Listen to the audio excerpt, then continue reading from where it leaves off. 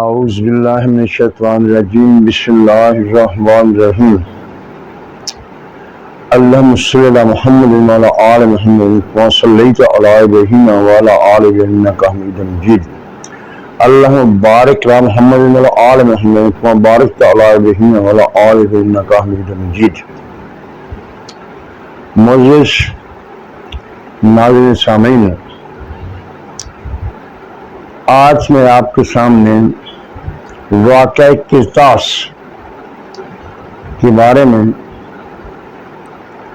کچھ خیالات کا اظہار کروں گا، کیونکہ یہ بہت اہم مسئلہ ہے اور اس کو بنیاد بنا کر کچھ لوگوں نے بہت ساری باتیں اپنی طرف سے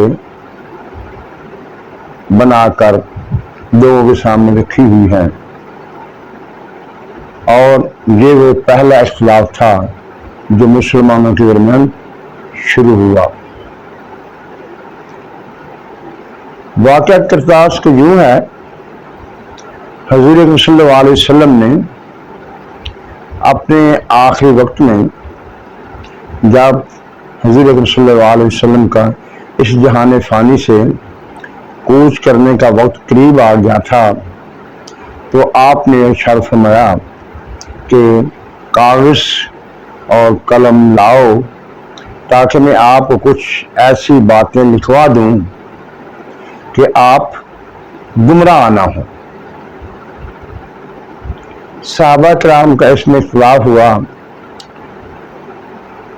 کچھ نے کوئی رائے دی، کچھ کہتے تھے کاغذ قلم لانا چاہیے، اور حضرت عمر رضی اللہ عنہ اس بات کے مخالف تھے۔ انہوں نے کہا کہ حضور صلی اللہ علیہ وسلم کا تکلیف کا وقت ہے، لہذا کاغذ قلم نہیں دینا چاہیے، آپ کو اس سے تکلیف ہوگی۔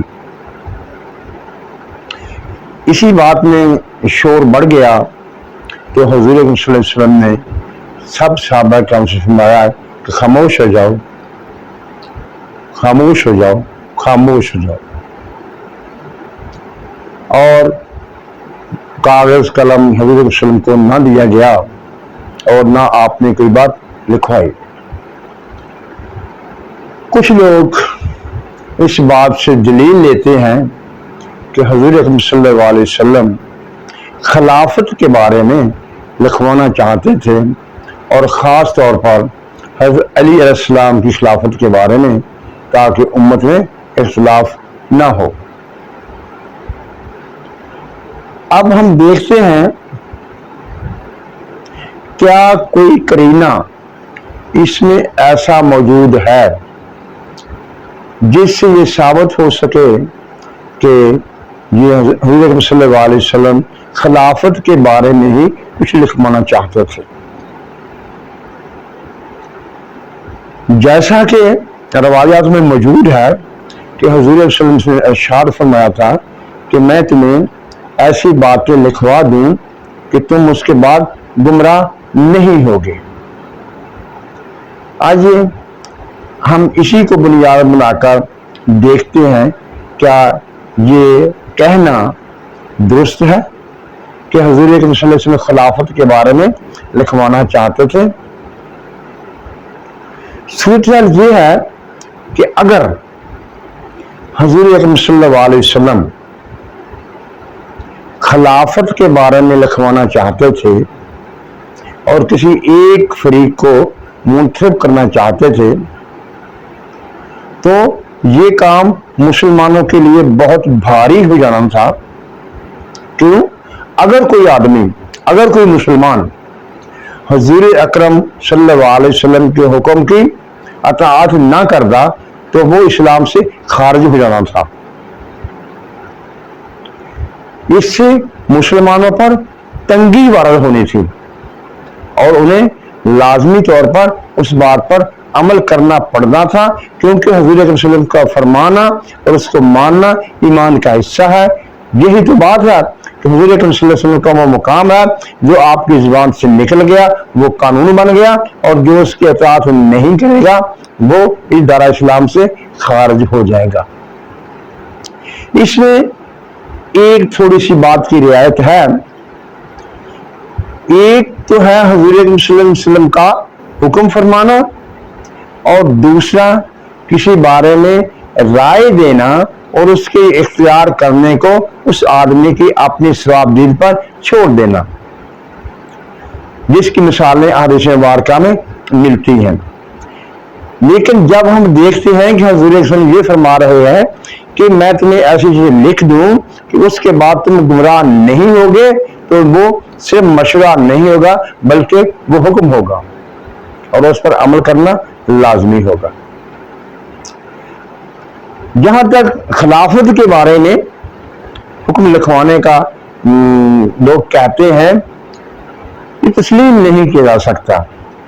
देखिए, एक खुदाई ताईद भी है इसकी, वो ये कि हुजूर सल्लल्लाहु अलैहि वसल्लम ने इस बारे में कुछ नहीं कहा, लिखा नहीं गया। अब देखते हैं खुदा ताला ने क्या तरतीब रखी सहाबा किराम या खुलफा राशिदीन के सिलसिले में। चारों खुलफा राशिदीन, सबसे पहले हजरत अबू बकर सिद्दीक, उनको खिलाफत मिली, वो वफात पा गए। उसके बाद हजरत उमर फारूक रज़ियल्लाहु अन्हु को खिलाफत मिली। हजरत उमर फारूक रज़ियल्लाहु अन्हु भी वफात पा गए, इस जहान खानी से कूच कर गए। तो खिलाफत हजरत उस्मान गनी रज़ियल्लाहु अन्हु के हिस्से में आई। उनकी शहादत के बाद हजरत अली करमल्लाहु वजह के हिस्से में आई। यानी चारों खुलफा राशिदीन की उम्रें जिस तरह उन्हें जहान फानी से गुजार कर गए, वो एक खुदाई तस्दीक है कि ये सिलसिला खिलाफत का इसी तरह से चलना था।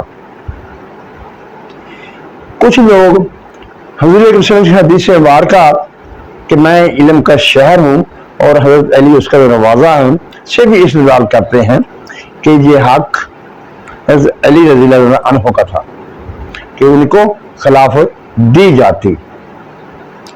लेकिन यहाँ एक बात जहन में रखने वाली बहुत अहम है, ये अवाम के मसाइल होते हैं।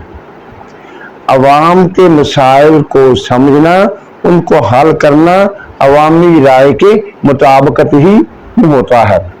जैसा कि जब अहले मदीना ने खिलाफत के लिए अपने हक का इरादा किया, उन्होंने कहा कि हमें खिलाफत मिलनी चाहिए, तो इसके जवाब में कुरैश ने यही दलील दी थी कि कुरैश अपने अलावा किसी और की खिलाफत को तस्लीम नहीं करेंगे, मुल्क में फसाद बर्पा हो जाएगा। यानी ये खुदाई तस्दीक भी इसके साथ शामिल हो गई कि खिलाफत का मामला इसी तरह से होना था, क्योंकि खुदा ताला कादिर मुतलक साहिब हिकमत है, उसने अपनी हिकमत के लिहाज से ये अमल करना था और उस पर अमल हुआ। अब जो लोग इसमें से नई नई बातें निकाल कर नए नए नतीजे हासिल करने की कोशिश करते हैं, वो एक वक्त था जो गुजर गया है और उसकी तस्दीक खुदा ताला की तरफ से हो गई है। लिहाजा वाक़या किरतास के बारे में जो लोग कहते हैं कि उसमें हुज़ूर सल्लल्लाहु अलैहि वसल्लम ने खिलाफत के बारे में लिखवाना था, तो ये उम्मत पर एक सख्त मुश्किल पड़ जानी थी।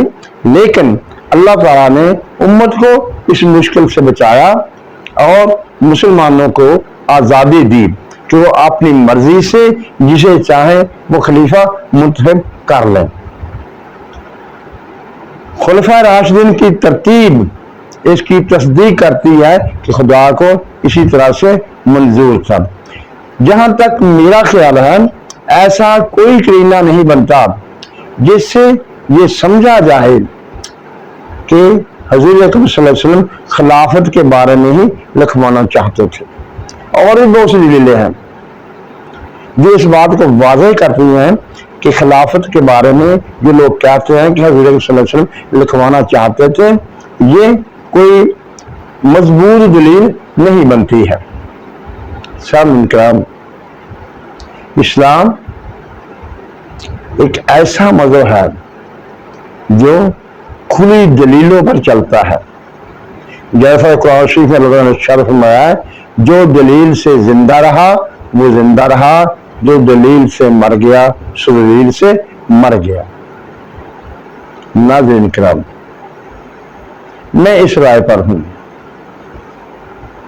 کہ حضور اکرم صلی اللہ علیہ وسلم جو کچھ بھی لکھوانا چاہتے تھے وہ خلافت کے بارے میں نہیں لکھوانا چاہتے تھے۔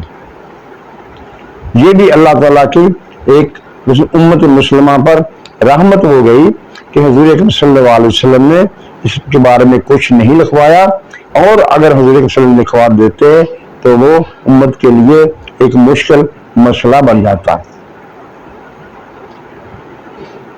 میں امید کرتا ہوں کہ سامعین کرام کے سامنے میں نے جو بات رکھی اس پر آپ غور کریں گے، سمجھیں گے اور ان لوگوں کی باتوں میں نہیں آئیں گے۔ میں اپنی اس بات پر قائم ہوں۔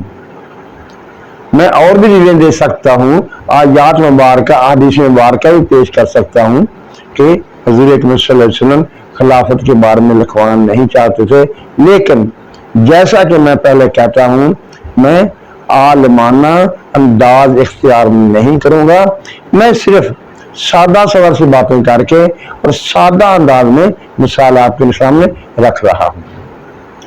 ناظرین کرام، آج کی بات یہاں پر مکمل ہوئی۔